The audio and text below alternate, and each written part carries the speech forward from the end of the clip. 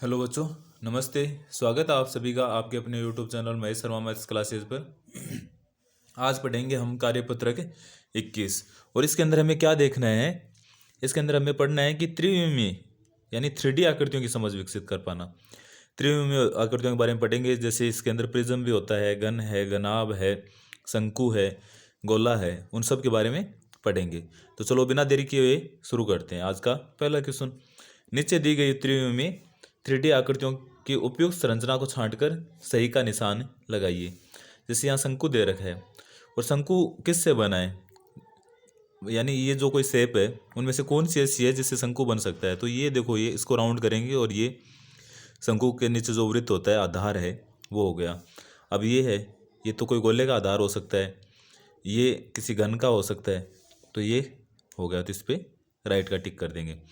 ठीक है, ऐसे यहाँ घन दे रखा है कि घन से कौन सा होगा, तो ये तो मैंने आपको यहीं पे बताया था कि ये किसी मतलब बेलनाकार है उसका हो सकता है, या ये शंकु का है जैसे यहाँ आपने किया है, तो ये घन का।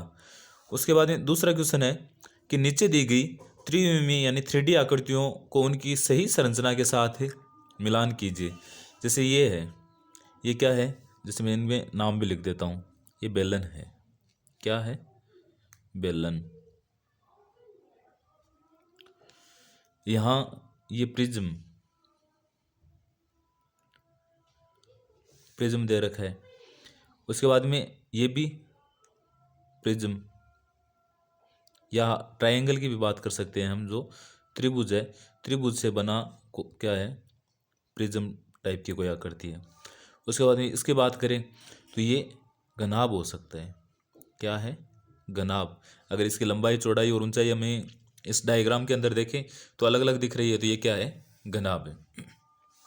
तो जैसे बेलन है, ये अगर किसी कागज़ से बना है तो उसको अगर खोलेंगे तो कैसी आकृति बनेगी, तो ये रहा, क्योंकि यहाँ भी हमने बात की है, तो ये बेलन। उसके बाद में ये प्रिज्म है, और प्रिज्म को अगर खोलेंगे अपन तो कैसी आकृति बनेगी, तो उसके लिए यहाँ दे रखा है, सॉरी, प्रिज्म के लिए यहाँ होगा, ये ऊपर वाला है ना, और ये है क्योंकि ये कोई दे रखा है त्रिभुज टाइप का, इसका आधार है वो देखो वर्गाकार है, तो इसके लिए कौन सा हो गया, ये। और घनाभ, घनाभ के लिए क्या हो गया, ये जो सामने है।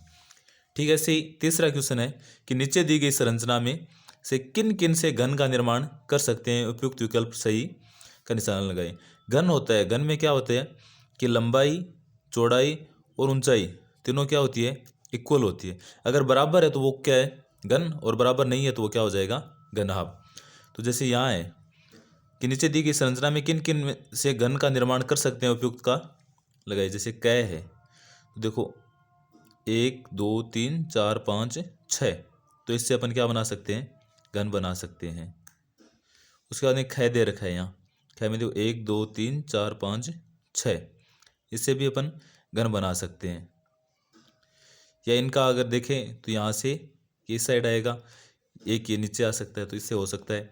इससे देखें अपन तो बन सकता है यहाँ 1 2 3 4 5, तो इससे नहीं बनेगा, तो इसमें क्रॉस का चिन्ह लगा देते हैं। ये था कार्यपत्र 21। आप सबको कैसा लगा ज़रूर बताना, लाइक, शेयर और सब्सक्राइब करना ना भूलना। Thank you.